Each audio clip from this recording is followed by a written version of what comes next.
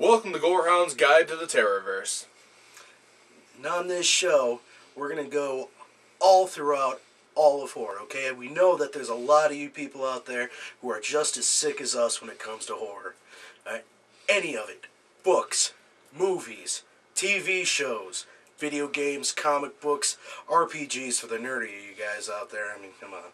Even graphic novels might cover a couple of those. Oh, just a few. Yeah, definitely. There's plenty of it out there. Not all of it's good. A lot of it's great.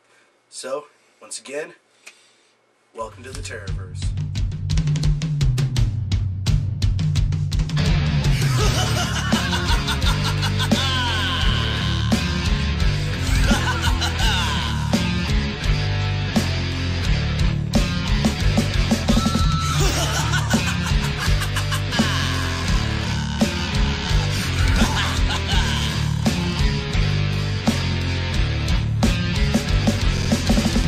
Welcome back to the show. Fun little intro we just made up there.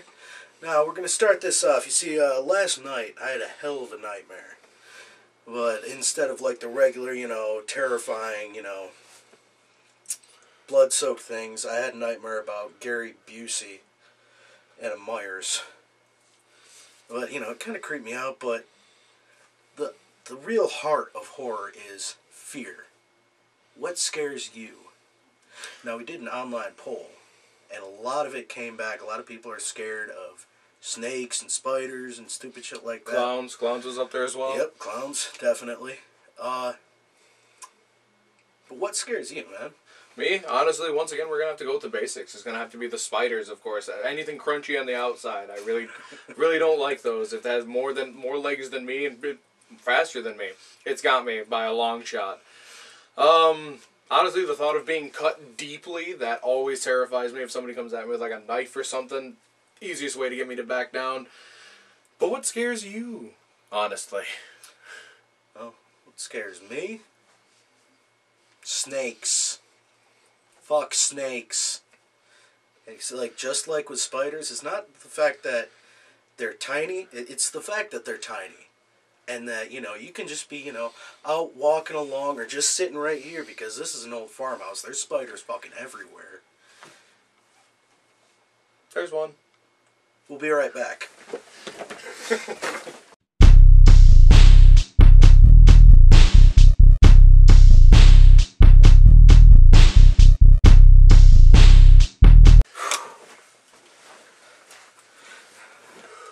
It's dead now.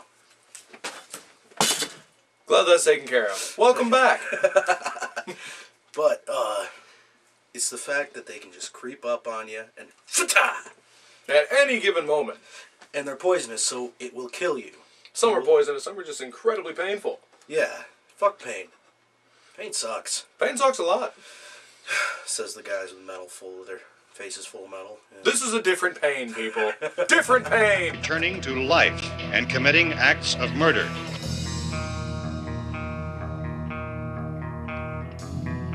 All persons who die during this crisis, from whatever cause, will come back to life. The wave of murder which is sweeping the eastern third of the nation is being committed by creatures who feast upon the flesh of their victims. Now, in this segment here, we're going to be talking all about zombie survival. How do you survive? Where do you go? What do you do? What do you use? Who can you trust even in the zombie apocalypse? We just got done watching the season finale of The Walking Dead. By the way, giant fans, can't stop watching it. At the edge of our seats, colon clenched. It's a terrible, terrible little thing that we have going on. But in this segment, we just want to talk about what would you do? What would we do? Where would we go? Etc., etc. Alright. This being the first show, we're going to go basically throughout the shows. Each consecutive one, we're going to talk about a different part of zombie survival. First off, we're going to decide, with the zombies, fast or slow? What do you think? Honestly, to me, I would prefer slow zombies. But in all honesty, the thing that makes sense to me would be slow zombies. These are decomposing bodies. These are bodies that have been freshly reanimated. They're not going to have a lot of muscle, bone, anything of the like. They're not going to be able to move too fast at all. They're not going to be able to keep up. But I mean, it's not just, you know, the Romero thing. It's basic sense. You know, like maybe at first they'd be fast, possibly. But as time, their body's going to be deteriorating. And let's face it, I just hope that they're slow because if they're fast, I'm fucked. I'm not going to make it. I can guarantee you that. My laziness will override my will to live. Too much KFC. I'm like, far too much. Biscuits, why have you betrayed me? Why, you bastards? And another thing that I'd like to mention real quick is during the beginning of this apocalypse, I would say that some of the more fresh corpses that were just put down there that have just passed away, those can be fast. Because they still have all of their extra bone, all the extra muscle, all the extra everything that they still have. They can still be quick, but the ones that have been dead for around about, I don't know, 600-700 years, I'm pretty sure they're going to be crawling. Yeah. Well, what's left of them to make them move? Right. I mean, unless we're talking, you know, supernatural, like Army of Darkness zombies. Then at that point, they're just possessed by demons and magic, and we're fucked. And, we lose. We lose. We don't want to lose the zombie apocalypse. We want to kill the zombies. Before they kill us, because I'm not going to lie, I'm a walking snack pack here. Oh, a walking buffet.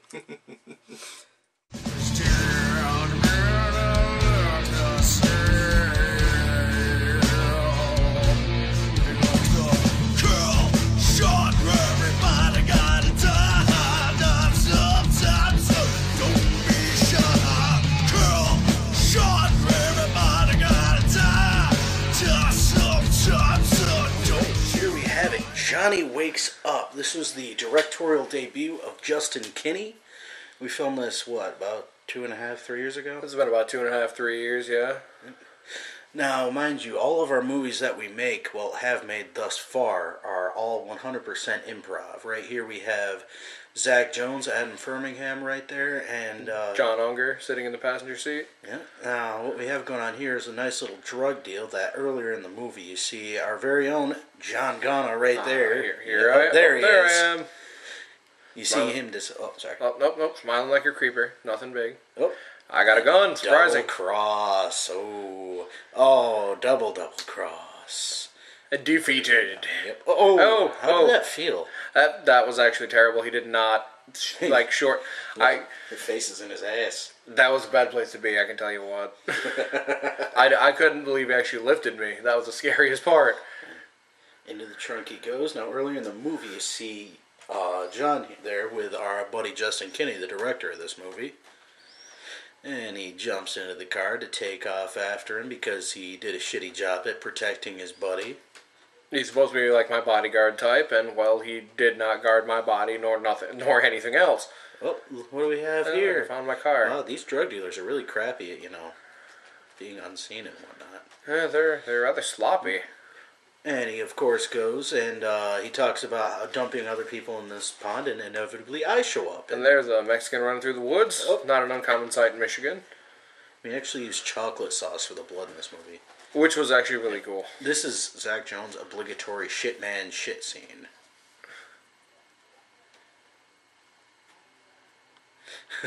And here's me walking through a dilapidated house. And there's me getting all angry. It was a lot of fun, even though that pond was filled with stagnant water. Oh, and down he goes, shot in the leg. Go, Justin. Takes the pistol, drop the pistol, get rid of that thing, get rid of the Indian, put him down there, slide the gun away. No funny stuff here. Oh, crying about being shot in the leg, and I'm back! Yay! I'm alive! And you have a gun. Well, again, we seen how well this worked out last time. Well, that's okay. What they don't know right now is that I'm off somewhere, wanting brains. Bang, bang, bang. Get shot more. That's a terrible shot. Leaves him alone. Yeah, and then, those eyes are mine. And the eye gouge. Thank you. They were like grapes, actually. Popped like grapes. I love how Zach runs. Bang. Bang. Okay, the bullet's lag, okay? This is that's an impressive shot. Oh, yeah. Nice little trick we got. Oh, and he forgot I was a zombie. Yeah, thank God for that little flap of Right there, Oh, otherwise yeah. my ass would have shown. Oh, Oh, bam! boom, look at the camera. Happens in at least every movie. Ow, my knees. What's with people getting shot in the leg in this movie? Ready for it, and... Bum, bum, ba, bum, bum. No bullets. Nom, nom, nom, nom, nom, nom. And down I go. Delicious. I hate chocolate. And a very saucy death, if I may add. I love how we got this shot right. This shot actually was a complete and utter accident that he showed up perfectly right as he turned and walked that way. And yes, I am very strong. I am dragging that big fella all that way. And down he goes.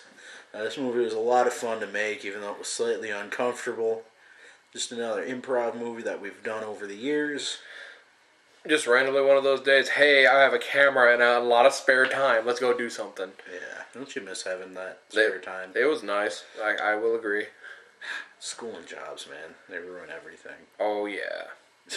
And the slow descent back into the murky pit from whence he came. This has been Jonny Wakes Up, and On the Road production.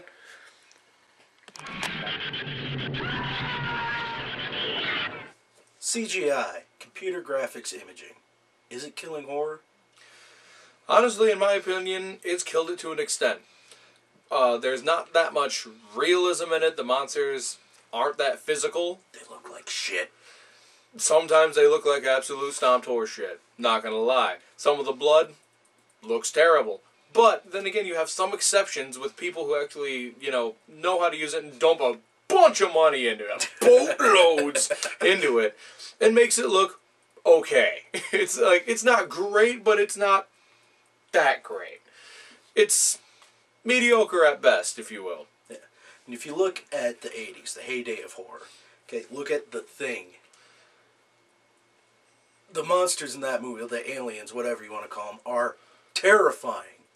And that was all physical effects, 100%. Then you look at the prequel, which, yes, it's a fucking prequel. It's not...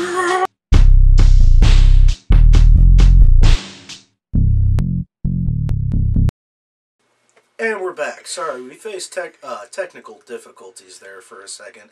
Rage quit, flip the table, that whole fun thing. It was pretty intense, I'm not gonna lie. Yeah, I just think I shit myself. Twice. I can't help it. Right. But if you look back then, horror was at its most primal. Granted, CGI has opened the doors for a lot of filmmakers to do a lot of things that they weren't able to do before. But I think back then, when you had limits, it made people work harder. It made the work better. You didn't always see the monster right there. Now, if they'd make Jaws nowadays, you'd see the shark all the fucking time. He'd be 400 feet long. And the fear would not be there, because the greatest fear we have is that of the unknown. What we don't see scares the shit out of us. To me, basically, CGI has made filmmakers lazy. Completely lazy, to the point where they don't have to have that nice special effects artist. They don't have to take time. They don't have to dedicate a lot of their time and resources to making this creature looking as terrifying as it possibly can. It's just one geek sitting at a computer making this creature terrifying. Good for that geek, though, at least. At least he has a job. Exactly. Something that he likes. His parents are proud of him. Finally out of the house, Well, out of the house and still in their basement. Wish Mom would be proud of me. Mine too. Alright!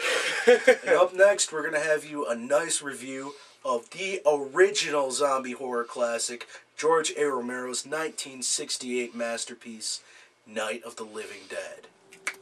George A. Romero's classic, Night of the Living Dead, shot in 1968. They're coming to get you, Barbara. And they do, in fact, come to get Barbara. They weren't lying. Nope, not at all. They're all actually after her. Nobody else knows that. All the zombies. Yeah, see, they just kill everybody who gets in their way of getting to her. Yeah. So the first part of this movie is just her running around. Then, black guy shows up. Ben, one of the early badasses of horror cinema, just beats the shit out of every zombie he comes across. I mean, pow! Look at that shit. Pow! Right in the kisser. And I mean, he's merciless too. He's like, yeah, zombies, You know what happens when you fuck around with me? Come to this house and see it. I'll set you on fire. Come to the fight, yeah. Yeah, that's right. Bar the door, get me some nails. Oh yeah, he's really set the standard for what to do during a zombie apocalypse. Except show up at the end. And, deal with crazy people. Johnny! Oh, her eyes just crossed there. I think you should just calm down. That's right, you tell her to calm down. Smoke that cigarette. Damn right. One thing you need in a zombie apocalypse, weapons and nicotine. Oh, yeah. They will keep you level-headed. And then, of course, these douchebags show up. Well, the kid's not bad, but the bald guy's a douche. I don't like him. Yeah, the kid's Everybody calm down, calm down. No, I don't want to calm down. This guy's a huge prick. There's a black man in charge here, and I don't like that. Douchebag. Ben's a badass. See, he even finds out. Oh, shoot him in the head. No problem. Just like that. One shot, blow. Oh, yeah. And actually, just so you know, this is really the movie that set the standard for zombies. It did, honestly. George A. Romero knew what he was doing. Exactly. I mean, if it was not for this film, we would not have zombies as we have them today. Until this movie was made, all we had were, the voodoo zombies. And, well, now we have mindless, undead, flesh-eating corpses. That sometimes run. That are terrifying. Those aren't infected. Those aren't zombies. They're scary enough. Oh, look, a guy on TV. He seems important. The police are coming. Run!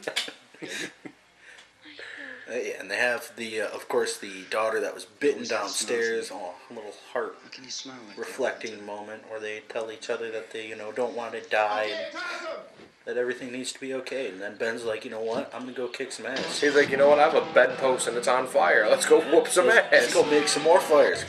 You zombie. Hey, if it keeps them at bay.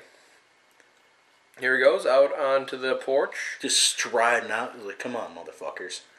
Let's do this. Now, Dumpy bitch runs out. Now, doing our little bit on how to survive a zombie apocalypse, this is not one of the tips that we will give you. No, not at all.